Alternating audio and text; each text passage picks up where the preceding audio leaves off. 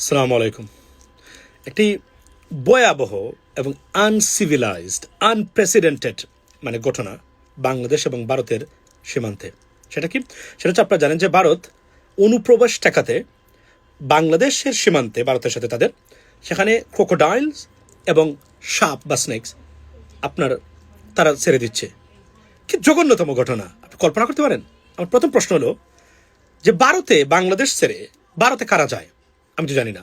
যে দেশের প্রতি 10 জনের ভিতরে 4 জন মানুষের সঠিক আপনার স্যানিটেশন ব্যবস্থা বা টয়লেটের ব্যবস্থা নাই, সেই দেশে কারা যায়?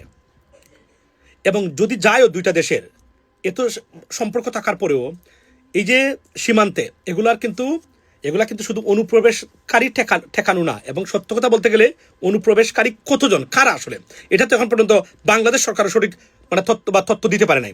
মূলত আমি মনে করি এটা বাংলাদেশকে চাপে রাখা এবং আওয়ামী লীগকে পুনর্বাসন করার চাপ সৃষ্টি করা শুরু করেছে তারা বিএনপির উপরে।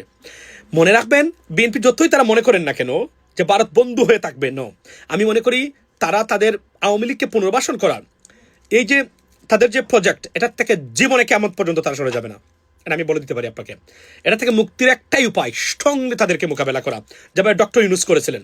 ডক্টর ইউনূস থাকতে ভারতের মতো দেশকে একটা অস্থায়ী সরকার কিভাবে দৌড়ের উপরে রেখেছিল সেটা সারা পৃথিবীর মানুষ দেখেছে। আপনি এবং নেটওয়ার্কিং যে কতটা ইম্পর্টেন্ট অন্যান্য বিশ্বের সাথে ভারতকে ঠেকানোর জন্য, এটা কিন্তু আপনি ডক্টর ইউনূস গভর্নমেন্টের সময়, আমি বলছি না ডক্টর ইউনূস 100% সফল ছিলেন, অফকোর্স সফলতা পান নাই বিভিন্ন কারণে। এর মধ্যে একটা ছিল রাজনৈতিক চাপ, নির্বাচন দেওয়া, আর একটা ছিল অপদার্থ উপদেষ্টা নিয়োগ দেওয়া। এগুলা কিন্তু ওনার ভুল হয়েছে, কারণ উনি তার নিজের কর্মী, নিজের আপনার এনজিও কর্মী, এদের দ্বারা রাষ্ট্র পরিচালনা করার চেষ্টা করেছেন।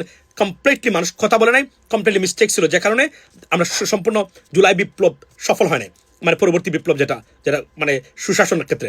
তারপর অনেকগুলো কাজ তারা করেছিলেন সরকার, এটাকে অনেকে তারা বাতিল করার চেষ্টা করেছেন। বাট এটুকু আমি বলি যে বিএনপি সরকারকে ভাবতে হবে, আপনাদেরকে কোনোদিন ভারত বন্ধু হিসেবে নেবে না। মনে রাখবেন, আপনারা বাংলাদেশ জাতীয়তাবাদী দল, এই দলের উত্থানটাই হচ্ছে অ্যান্টি ইন্ডিয়ান সেন্টিমেন্ট থেকে, হচ্ছে আমাদের জন্য এটা ব্লেসিংস। বাংলাদেশের মানুষের বাংলাদেশি জাতীয়তাবাদের যে যে যে উদ্ভাবক যিনি শহীদ প্রেসিডেন্ট জার্মান, উনাকে সারা জীবন কৃতজ্ঞ থাকা দরকার এই কারণে ওনার প্রতি। এবং এটা বাংলাদেশকে সেগ্রিগেট করেছে বা সেপারেট করেছে তাদের যে আনুগত্যবাদ থেকে। এটা তারা কোনোদিন মেনে নেয় নাই, যে কারণে ওনাকে তারা হত্যা করিয়েছে। এখন বিএনপি সরকার, এখন বিএনপিতে তারা বিপদে পড়ে, বিএনপির প্রধানমন্ত্রী তারেক রহমান সাহেবের প্রতি তারা মায়া দেখায়, কিন্তু মূলত তারা ভুলে যায় নাই, তারা ভুলবে না কখনো যে এই সরকার আমাদের সরকার না।